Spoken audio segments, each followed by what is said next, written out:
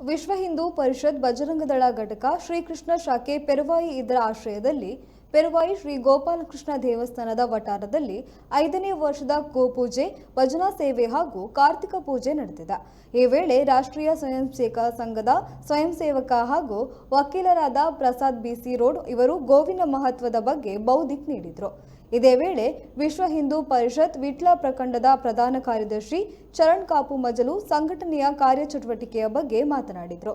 ಇನ್ನು ಈ ಸಭಾ ವೇದಿಕೆಯಲ್ಲಿ ಕೋವಿಡ್-19 ವಿರುದ್ಧ ಪೆರುವಾಯಿ ಪ್ರಾಥಮಿಕ ಆರೋಗ್ಯ ಕೇಂದ್ರದ ಮೂಲಕ ಪೆರುವಾಯಿ ಗ್ರಾಮದಲ್ಲಿ ಕೋವಿಡ್ ವಾರಿಯರ್ಸ್ಗಳಾಗಿ ಸೇವೆ ಸಲ್ಲಿಸಿದ ಆಶಾ ಕಾರ್ಯಕರ್ತೆಯಾದ ರೇವತಿ ನಾರಾಯಣ ನಾಯ್ಕ್, ಸೌಮ್ಯ ವಸಂತ ಪುರುಷ ಓಣಿಬಾಗಿಲು, ಬೇಬಿ ಬಾಲಕೃಷ್ಣ ಓಣಿಬಾಗಿಲು ಹಾಗೂ ಸುರೇಖಾ ಸದಾನಂದ ಶೆಟ್ಟಿ ದರ್ಕಾಸು ಇವರನ್ನು ಶಾಲು ಹೊದಿಸಿ ಅಭಿನಂದನಾ ಪತ್ರ ನೀಡಿ ಗೌರವಿಸಲಾಯಿತು.